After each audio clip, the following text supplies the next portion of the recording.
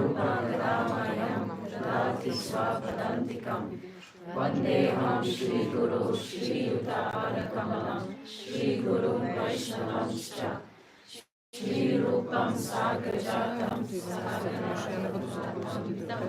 Sajivam Sadvaitam Savadutam Parijanasahitam Krishna Chaitanya Devam Shri Radha Krishna Padam Sahagana Shri Vishakamanikam He Krishna Karuna Sindhu Dinabandhu Jagatpate Gopesha Gopika Kanta Radha Kanta Namostute Tapta Kanchana Gaurangi Radhe Vrindavaneshwari Vrishabhanusute Devi Pranamami Haripriye Vanchakalpatarubhyascha Kripa Sindhubhya eva cha Patitanam Pavanebhyo Vaishnavebhyo Namo Namaha Hare Krishna Shri Krishna Chaitanya Prabhu Nityananda Shri Advaita Gadadhara Shivasadi Gaura Bhakta Vrinda Hare Krishna Krishna Krishna Hare Hare Hare Rama Rama Rama Hare Hare. Hare Krishna. One more time, I'm going to ask the devotees to come a little tighter. I know some people will come. This is no different temple from any others. There will be latecomers, so make some room for them, okay? There's a gap in there.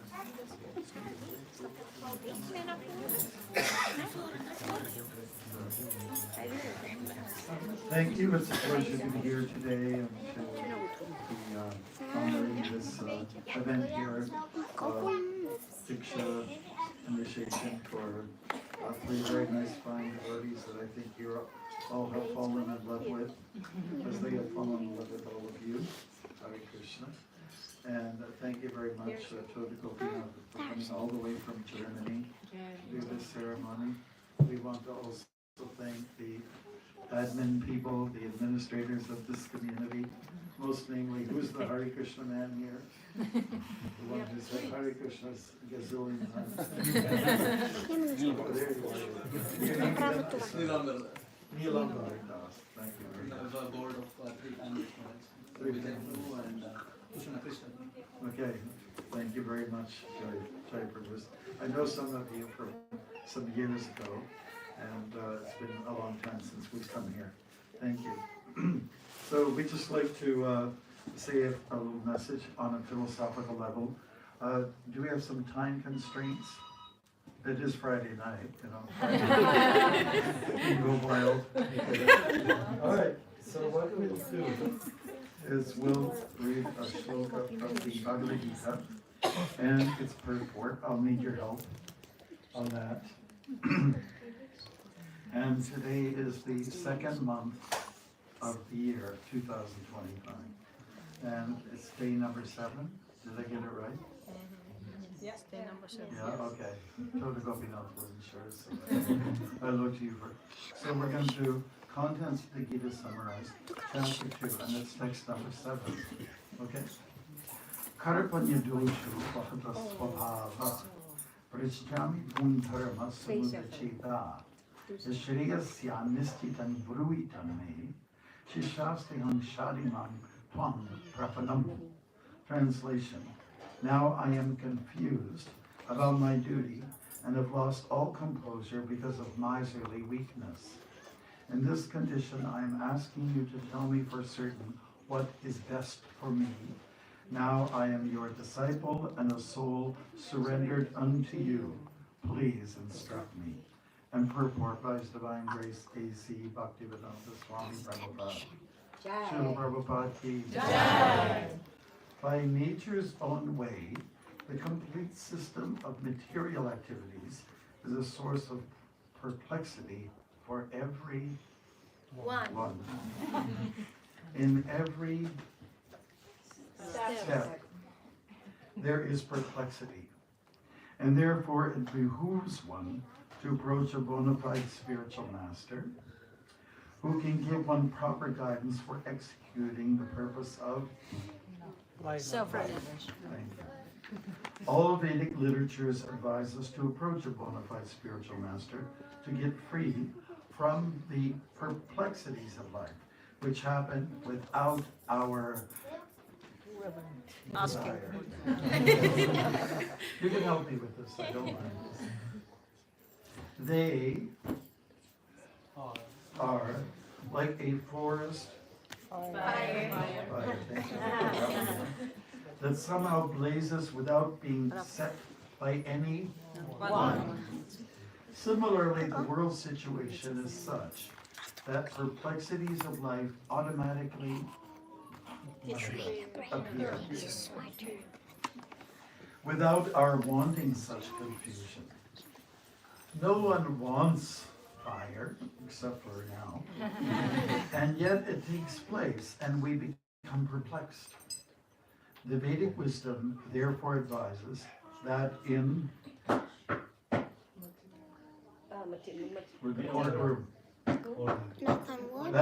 order to solve the perplexities of life and to understand the science of the solution, one must approach a spiritual master who is in the disciplic succession. A person with a bona fide spiritual master is supposed to know everything. One should not therefore remain in material perplexities, but should approach a spiritual master. This is the purport of this verse. Who is the person in material perplexities? It is he who does not understand the problems of life.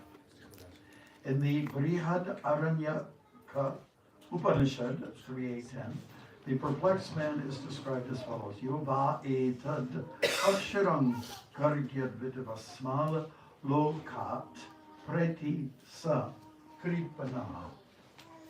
He is a miserly man who does not solve the problems of life as a human, and who thus quits this world like the and without understanding the science of self-realization. This human form of life is the most valuable asset for the living entity, who can utilize it for solving the problems of life. Therefore, one who does not utilize this opportunity properly is a miser. Doesn't sound too good, does it? On the other hand, there is the Brahmana, or he who is intelligent enough to utilize his body to solve all the problems of life. Etad aksharam gargi vidibasmaloka praiti sakripanaha. The kripanas, or miserly persons, waste their time in being overly affectionate for family, society, country, etc., in the material conception of life. One is often attached to family life, namely to wife, children, and other members, on the basis of skin disease. The kripana thinks that he is able to protect his family members from death. Or the kripana thinks that his family or society can save him from the verge of death. Such family attachment can be found even in the lower animals, who take care of children all so. Took a while to develop that one. Okay.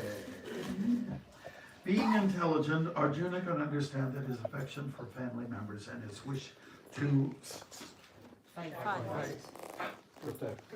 protect them. Oh yes. To protect them, I just lost my place. This happens. Although he can understand that his duty to fight was awaiting him, still on account of miserly weakness, he could not discharge the duties. He is therefore asking Lord Krishna, the Supreme Spiritual Master, to make a definite solution He offers himself to as a disciple. He wants to stop friendly talks between the master and the disciple are serious. Very good. And now Arjuna wants to talk very seriously before the recognized spiritual master. Krishna is therefore the original spiritual master of the science of Bhagavad Gita, and Arjuna is the first disciple for understanding the Gita. How Arjuna understands the Bhagavad Gita is stated in the Gita itself, and yet foolish, mundane scholars explain that one need not submit to Krishna as a person, but to the unborn within Krishna. Shall we make some room? Okay. There is no difference between Krishna's within and without, and one who has no sense of this understanding is the greatest fool in trying to understand Bhagavad Gita. Thanks for helping out. What an appropriate 2-7. Yeah, so it starts off with confusion. That's in the translation, this particular shloka. Confusion. Are people confused these days? Yes. How confused? Like, The whole day. little, A lot. like an awful lot. Yeah. More than 10 years ago? Absolutely. More than 20 years ago? Yeah. Okay. 5 years ago, yeah. Interesting dynamics going on. So the confusion arises from lack of understanding, lack of teaching, lack of training. When Prabhupada started this whole movement in its infant stage at 26 Second Avenue in Manhattan, there was they were conducting programs Mondays, Wednesdays, and Fridays. This is Friday, right? And many people were taking interest. They were coming in and starting to, they would bring their instruments of many different kinds and sorts to play along with the kirtan, with the mantras. And there would be some children in the neighborhood who were a little bit unruly, a little bit, let's say, wild, on the wild side. There's only two ways to be, mild or wild. Does anybody know? Born to be wild. Right. Steppenwolf, 1960 something. Well, born to be mild is the way to go. And when you are mild, you can listen. When you are wild, you just don't listen. You're all over the place. And the confusion arises from a lack of listening about the truth. And the truth is exposed. Srila Prabhupada was doing it in those days. But the kids were making some noise, rapping on the window, making kind of fun of what was going on. And Prabhupada just made the statement. He said, they're very untrained. I like that word, trained. How many people like trains? Trains. Trains. Do you like riding in a train? Isn't that the way to go in India? Yeah, trains. There's like the engine. There's the first. There's the caboose, and then there's the wagons in between, and something gets it all going. Have you ever been by a train that's been still for a while? And someone, you ever experienced that before? So Prabhupada is like that. He's the person who runs the train, and he gets one wagon going, or one car going, and then the next.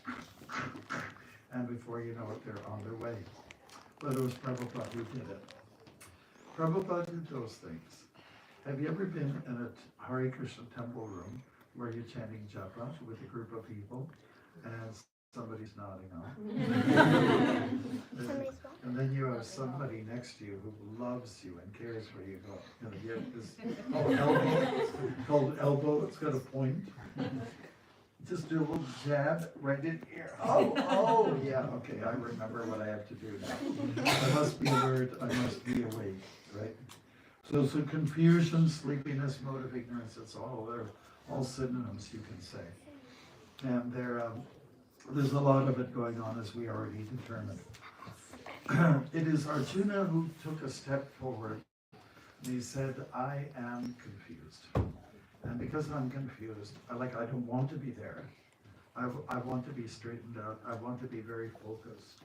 I want to do the right thing. And so I realized that, I'm falling apart. I've lost my sense of duty, and Arjuna showed all kinds of symptoms of weakness, such as the jitteriness, if you've got nervousness, like this. Have you ever had to go and talk in front of a bunch of people when you were young? Everything shakes, and you're sweating like cold sweat, and you're not sure if you're going to get through this, and there's this nervousness and uneasiness. Oh my God. Haribol, how are you? Very good to see you. Thank you so much. Uneasiness. Have you ever been on the stage before and been nervous? Pardon? Have you ever been on the stage before and been nervous? Probably not. You're the supreme personality of extrovertedness. Okay, but I think everybody knows what we're talking about here. The idea of just being shaken up by the material world. It's made you like we have this tree in Canada, I don't know if you have it here, but a trembling aspen. And all the leaves just go like this the whole time, And so we're all like shaky leaves because of our experience with this mundane world, which is quite intimidating. So Arjuna's been intimidated by the members of the Kauravas, who are on the other side, and they are outnumbered. That is, the Pandavas are outnumbered.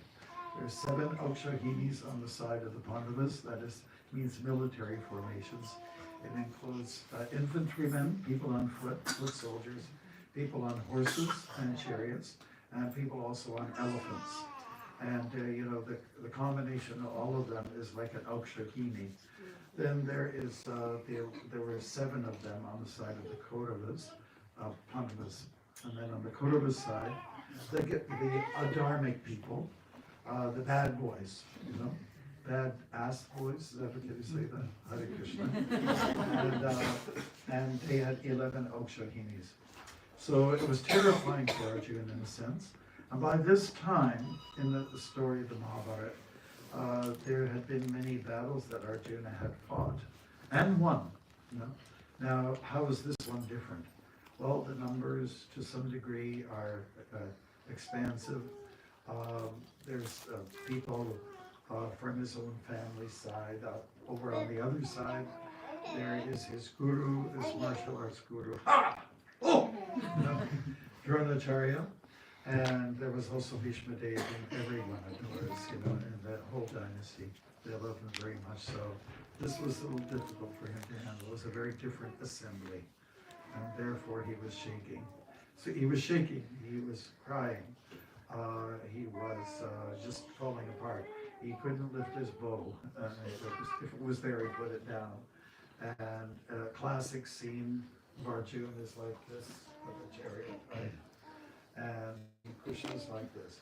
So because Arjuna saw the confidence in his friend, Krishna, he decided, you're firm, you're strong, I want that. I don't have it right now. I'm faint, I'm weak, and I need your strength. So I am submitting myself to you, and you be my guru. It's just like when, at least in Western tradition, when a guy wants to be married to somebody, gets down on his knee, says, will you marry me? Okay. So it's a little bit like that, And Krishna, of course, is very confident and very caring. Krishna's caring. That's one thing to understand. When you read the entire Gita, the Krishna is also, he is a good listener. Arjuna goes on, chapter 1, on and on and on. Krishna could have gone, okay, going to finish. But he didn't. He was just a good listener. And once he was completed, which is like right around now, at this point, then it was time for Krishna to say something. In other words, are you finished now? Can I say something? Yeah. And but Arjuna continues on, I can find no means to deal with this grief, and finally says, Govinda, I shall not fight. And then Krishna is caught prasahan, or hasan, which means smiling. Now, is Krishna sadistic? Is Krishna mean? Because his friend is depressed. So if you know somebody and they get depressed, they're down in the dumps, would you be smiling, or would you show some kind of empathy and put your hand on and pat the back of your friend who's just feeling downtrodden? And well, Krishna, he's smiling, and the good reason for that is because Arjuna had taken a step forward, and that step was, I am not everything. I'm not God, I'm weak, I need strength, and you're the one to give it to me. So in terms of steps in self-realization, Arjuna took the first step. He was confident 1 minute, okay, let's go and see who's out there. And Krishna goes, yes, Krishna's the cheerleader, yes, rah, rah, sis, boom, ba, let's go. And then everything, suddenly there's a break. And Arjuna just slowly starts to fall apart. It's kind of hard to read that. The reason why the Bhagavad Gita is so kind of relevant to us is because we've all been there before. Yes? Have you all been confused? Yes, we already determined that. Were you young once? And did you fall in love? And there was this nice bond, and then suddenly the fell apart. Have you ever been there before? Some people? We're normal, aren't we? Okay. Or if you haven't gone through it yourself, certainly you've seen people go through it. It's very terrifying. What I found, a lot of people who come to the Hare Krishna movement, whether it doesn't matter if you've got a Hindu background or you're coming from a very Netherlands background, it doesn't matter. Everyone has gone through some kind of trauma. And a lot of people come, they're broken-hearted, they're heart-cracked. If you were to slice in here, open up, pull out the heart, you can see there's a crack in there. Okay, let's put it back in. And that's exactly the reason for many people coming to spiritual life. Chapter 7 from the Bhagavad Gita, it makes it very clear that there are 4 reasons why people come. And one of the reasons is that people are distressed. What is it?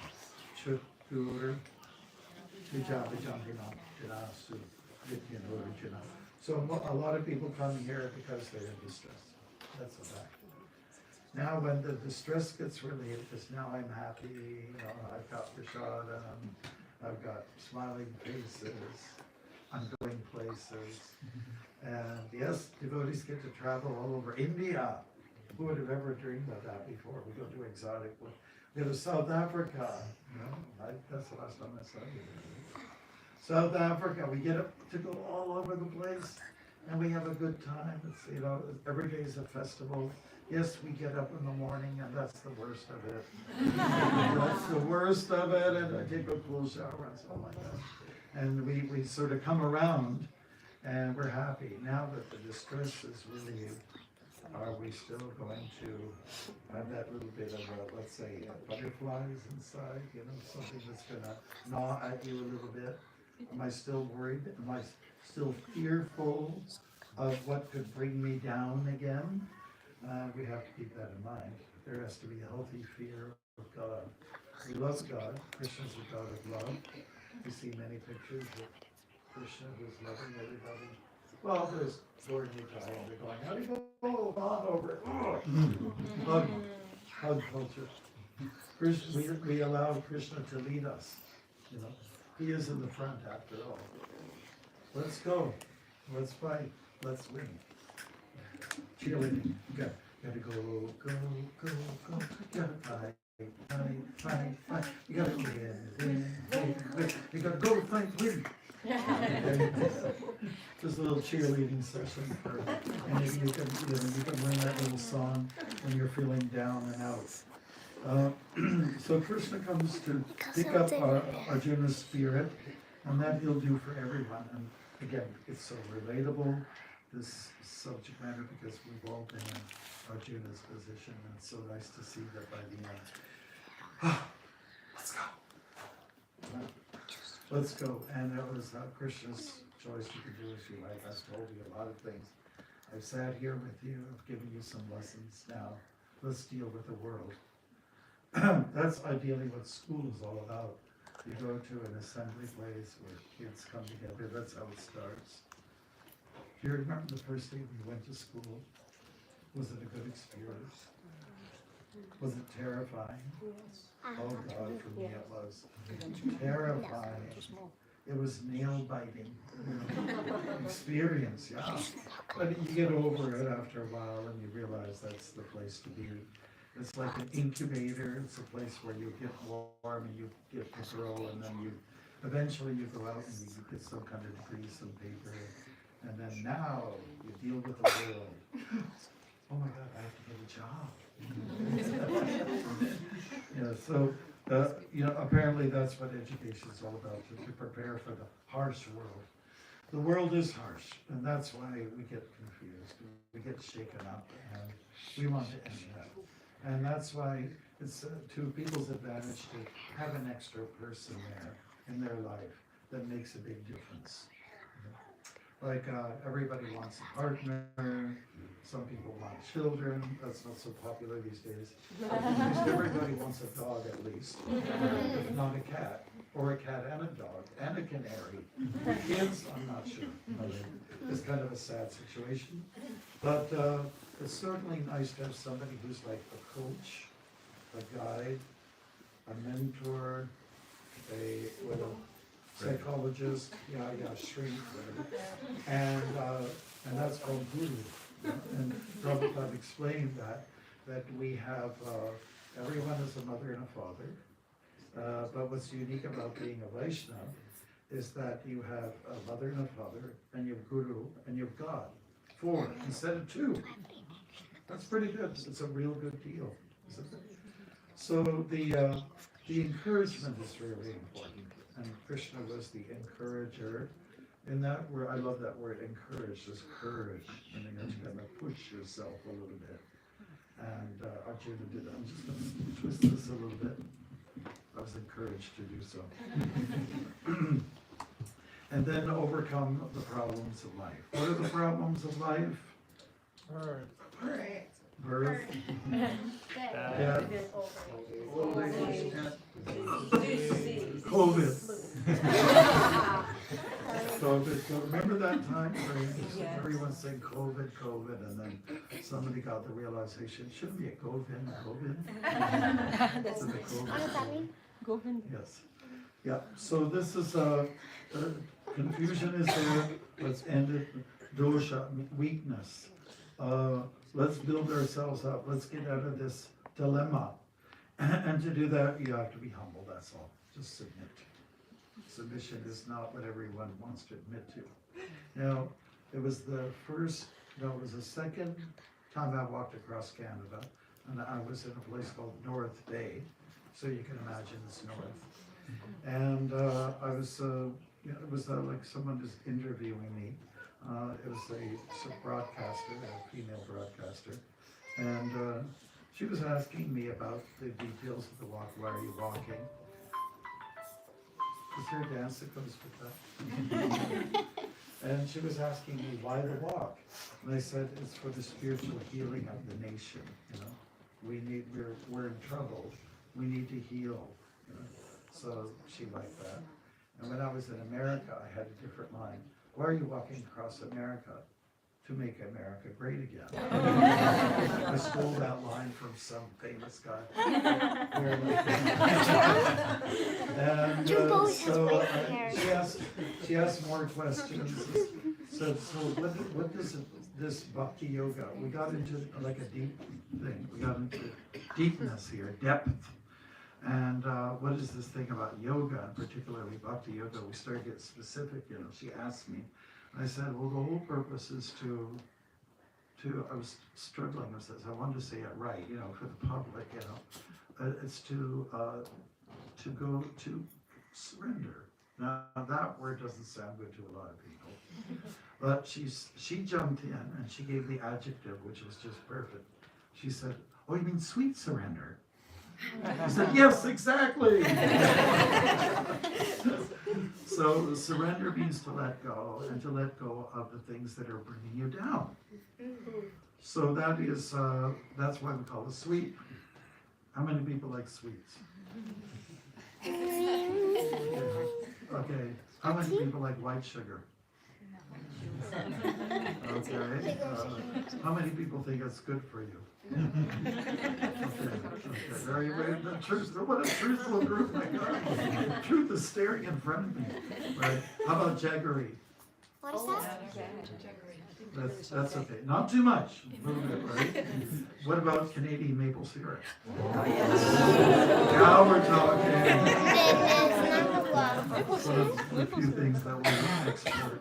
Canadian? Yeah. So sweet surrender, that means to let go.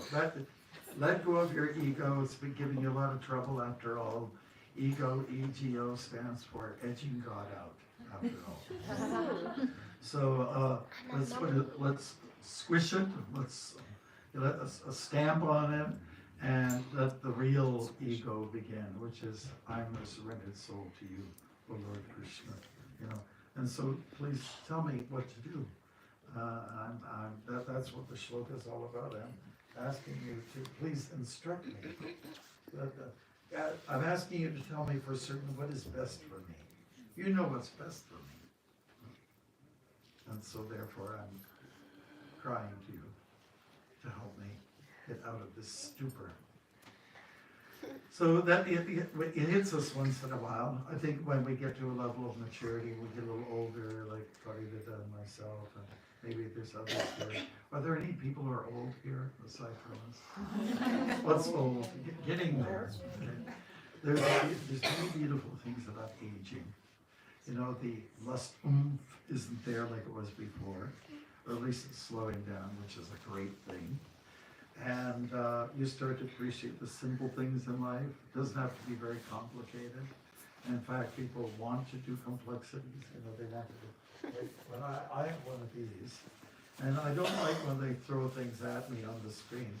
You can do this and you can do that. I don't want it. I just want something simple to make it complicated. You want simplicity. You're like a child again. You know, you like the flowers. You like the bees going on the flower.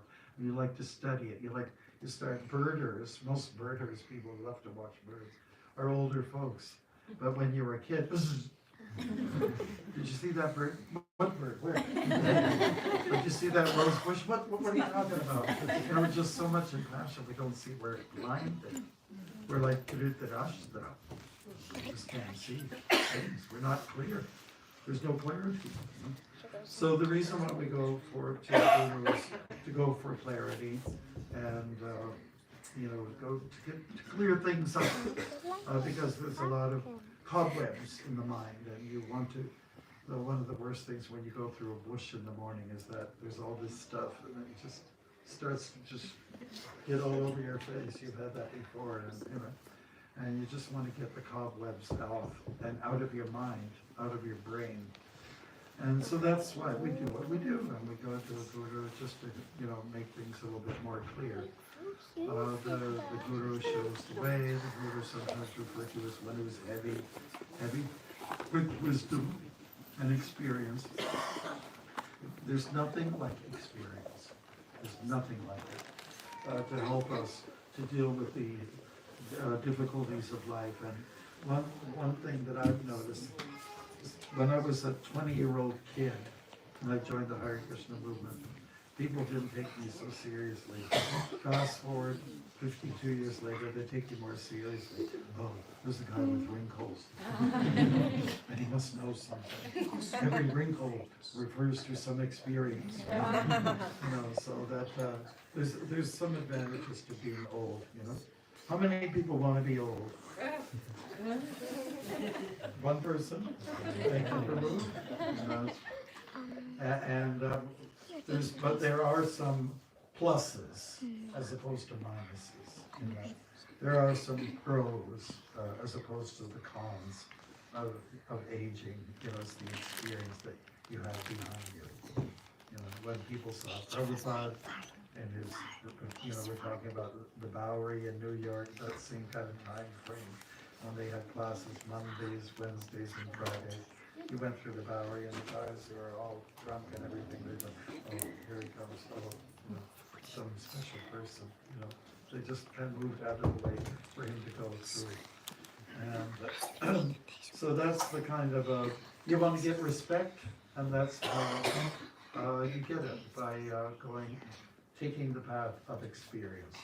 That's what parampara actually is, the line of experience that people have been, you know, treading for the longest time. And so it's good to be plugged into that group of people, and that's the effort we make to plug in. There's nothing, you have hot days in here in the Netherlands? Yes. Once in a while, 30 degrees? Yes. Yeah, maybe 5, a whole year, and you just have to plug in the fan. And you sit there for a while, and you sleep in front of the fan. Maybe 2 of them, right? And but it never gets too hot. So that's nice. Real heat comes from our desires. Our desires are burning us up, you know. And we don't want to end up like some kind of crispy, like there's nothing worse than a pakora that's overdone. There's nothing worse. It's got to be just right, you know. And so we do go through, it's like walking on hot coals in this life. There's many trials and tribulations. That's okay. It just makes you a child. It means you have thick skin. And you have to have thick skin to survive. Right? You have to have thick skin to deal with the heavy weather here in the Netherlands. I'm from Canada. I said, wow, it's really damn. Because there's canals everywhere. And that's a good thing. We don't want to get too comfortable. We don't want to get too relaxed. You know, that never helped anybody. A little touch of it, but not too much, right? We enjoy, we relish the tapasya. Tapasya means to voluntarily accept some inconvenience in order to build character. Right, so it's okay. So people ask me, oh, you're from Canada, aren't you? Yes. And then you wait for the next line. Isn't it cold there? Yes, for some time of the year. And then I get defensive if they're coming from a tropical climate. Doesn't it get hot where you are? Tit for tat, you know? Okay, all glories to the world of dualities, you know? Matra is one of my favorite verses. Precious.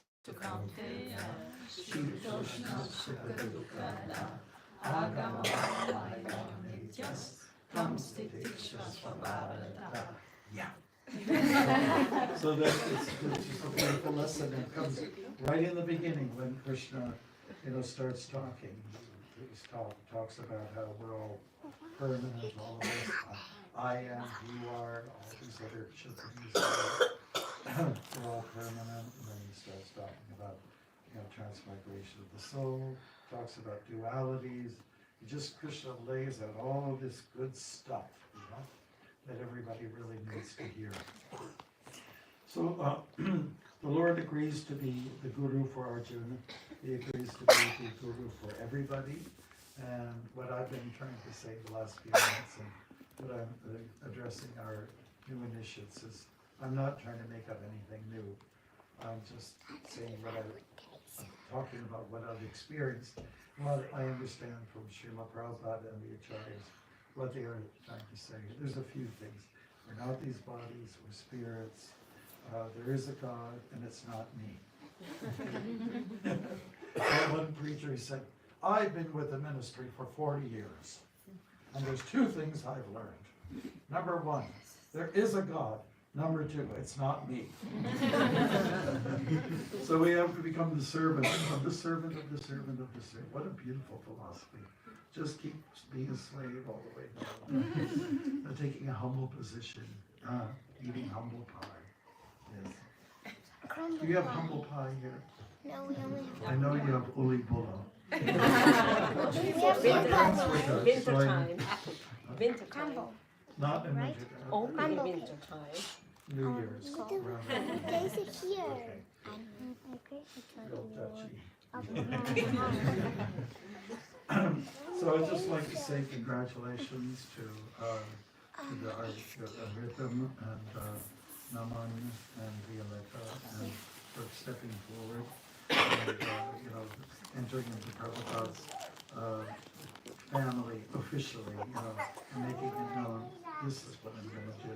I'm going to be strong, I'm going to be confident, I'm going to make some vows and values, and some people call it vows. Like the wow? I can't do this, I can't do that, wow. And it is like that, you're entering into something that's very special, and it's a special kingdom. It's a special army, if you will. And so I wish you the very best. And we're here to get the blessings from the Lord, from the lordships, from Srila Prabhupada over here, and all the kind devotees that make up this community. You are kind, aren't you? Yes, I think you're very nice people, very nice devotees. And just want to say, one of the most important principles to look at when we are taking this step forward is there are 10 offenses, and we tend to commit them all. But I think at the top of the list is really important to not offend other devotees. If someone is taking a shower and they're half cleansed, you don't go and say, "Oh, you're just dirty. You're half dirty." It should be more like you're half clean. And there's a tendency amongst Vaishnavas, unfortunately, especially through cyber channels, to send missiles out like it's the Third World War or something like that. And it's very subtle, and it's very nasty. It's very mean. It's better to come with a knife and stab somebody in the back behind, and then turn it around a few times, than to gossip and say mean things about other people. Our dear Jayananda Prabhu, an American devotee who passed away, 76, he would never hear others being criticized. He just was a positive guy. He was optimistic, You have to keep that in mind. Prabhupada was also optimistic. He could have just left the whole mission, says, I'm finished, I'm done with it. I'm taking the next, boat, from Boston Harbor and back to India. But it's everywhere. It's there a month. It's there. It's amongst sadhus. We went to the Anne Frank's place, last night, and I was reading a little bit up on it, and there was a lot of cat and dog stuff going on between the two families and that dentist who stayed there. There's a lot of squabbles going on. And that's just what it's like when we get all trapped in one little place. We get on each other's nerves, right? We just start really, crawling under each other's skin. That's the way humans are. That's the way we all are.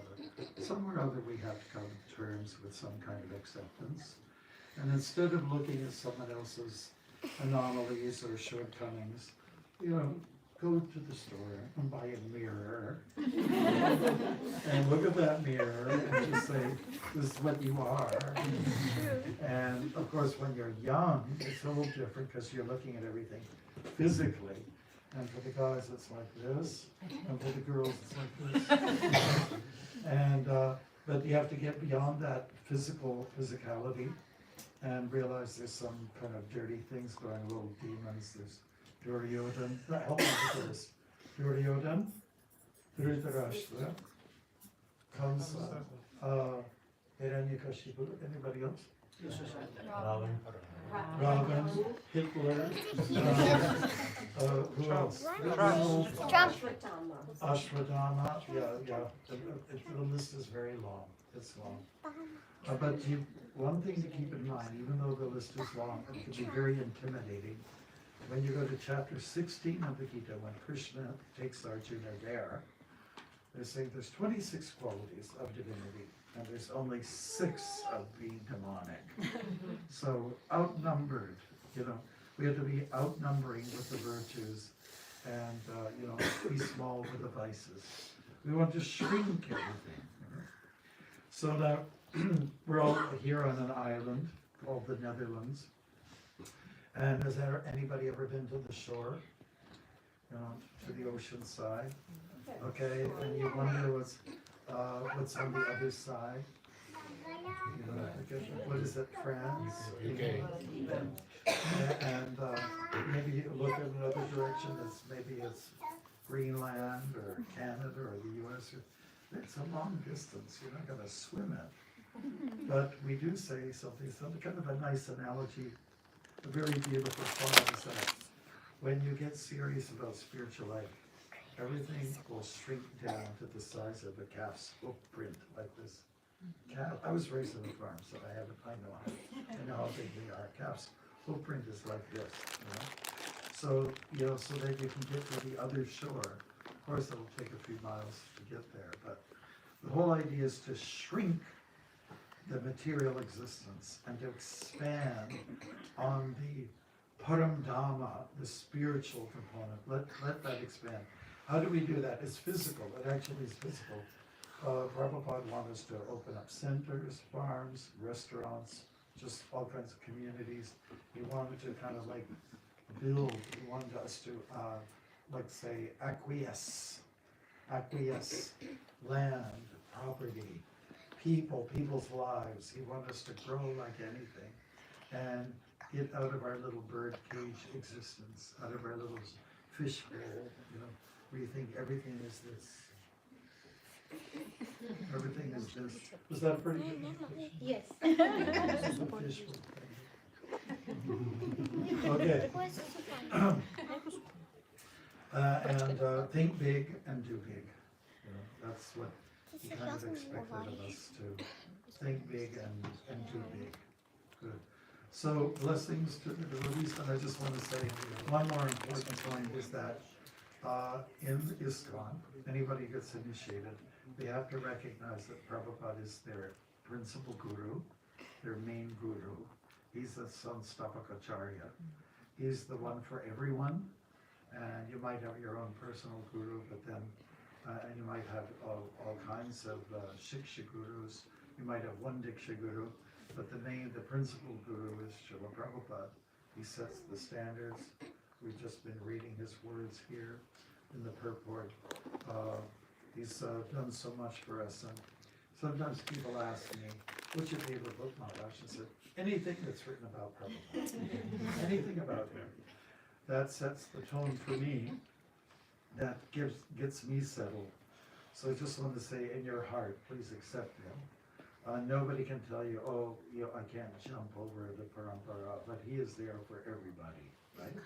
And if we think along those lines, then ISKCON will have less problems, or our community won't have the challenges that we sometimes have. Our movement can be easily divided by gurus.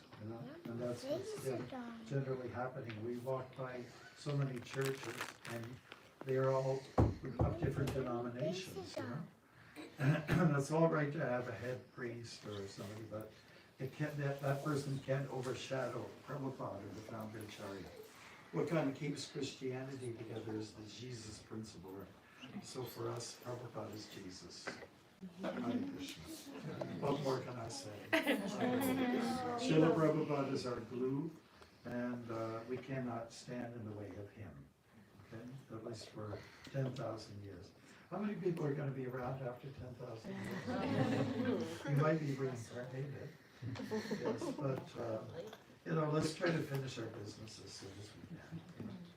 Or if we were to come back again, let's work hard at the sort of missionary crusade mode which is to just help people. We are kind people. We are meant to, let's say, nurture people. We're here to protect people from Maya. That's our purpose. Last point. I didn't yet join the movement. I was a student in college, and I had sent a letter to the devotees in Toronto. What is the purpose of Maya? And so the answer came back. The purpose of Maya is to protect Krishna from those who are not sincere. I like that answer. I wish I kept that letter. I wish I kept it. I would have framed it. Okay, the purpose of Maya is to protect Krishna from those who are not sincere. So what do we eke out of that? Well, I should be sincere. I should be honest, thoroughly honest with myself. I should grow and grasp for help when I need it. And I'm ready to give help when someone else needs it. You know, just always, it's always reaching out. It's always stretching. You know, we have our own form of yoga. Stretching out. So I thank you very much for listening. And Toda Gopinath Prabhu, what should we do now? Yeah, you'll start with the second one, and then some call for the whole procedure. The whole At some- procedure. At some point there will be maybe. Okay, you tell me. You just go like this. I want to thank you very much for listening to Guru's Hare Krishna. Give blessings. Everyone, right hand up. Give your energy. Yes, shoot to the three. Så då kan ju lock in my energy also from it. Yeah, I think.